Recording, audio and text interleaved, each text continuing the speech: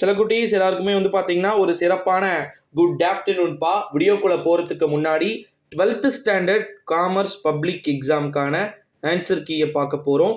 Tamil medium வணிகவியல் தேர்வு எப்படி இருந்தது? ஈஸியாக இருந்துச்சா? ஏ டைப் பி டைப் கேட்டிருக்க மாட்டாங்கன்னு நினைக்கிறேன். பி கேட்டிருந்த 11th கேட்டாங்கன்னு நினைக்கிறேன். ஸோ அப்படி கேட்டிருந்தாங்கன்னா ஆன்சர் கீ அதுக்கும் சேர்த்து தனித்தனியாக அனுப்பப்படும். ஸோ கீழே டிஸ்கிரிப்ஷனில் டெலிகிராம் குரூப் லிங்க் இருக்குப்பா.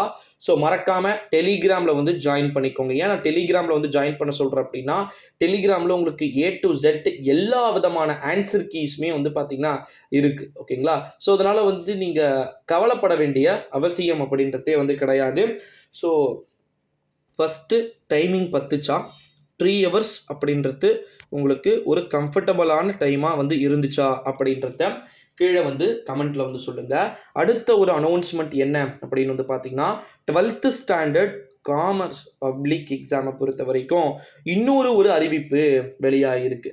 என்ன அப்படின்னு வந்து பார்த்தீங்கன்னா, 2 mark compulsory, 3 mark compulsory, 5 mark 7 question, 1 மார்க்கெலாம் சேர்த்து நீங்கள் அழகாக முடிச்சிட்டிங்க அப்படின்னா 90க்கு 25 மார்க் எடுத்தால் நீங்கள் பாஸு. எவ்வளோ மார்க்கு?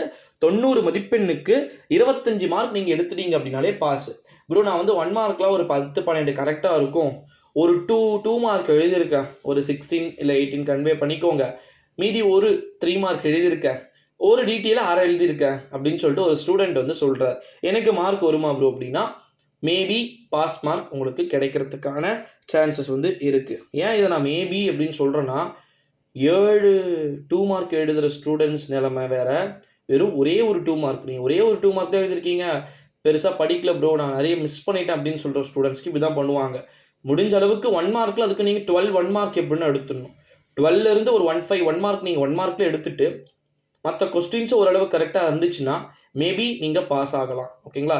கடந்த முறை ஒரு சில பேர் ஒரு சில சப்ஜெக்டில் பாஸ் கோட்டை விட்டுட்டீங்கன்னு சொன்னாலும் கூட 11th ஸ்டாண்டர்ட் இப்போ படிச்சுட்டு இருக்கக்கூடிய 12th காமர்ஸ் 11th காமர்ஸில் கோட்டை விட்டுருந்தீங்களும் கூட இப்போ அந்த முறை இந்த மாதிரியான மெத்தட் அப்போ நடந்த இஷ்யூஸ் இப்போ நடக்காது அப்படின்றத நம்ம ஓரளவு ஷியராகவே வந்து நம்பலாம். ஸோ வெயிட் பண்ணி பாருங்கள் சில குட்டீஸ். ஸோ நீங்கள் பெருசாக வரி பண்ணிக்க வேண்டிய அவசியம் என்பது கிடையாது. ஓகேங்களா? ஸோ இது போல் அடுத்தடுத்த காணொளிகளை வந்து சந்திக்கலாம். நன்றி.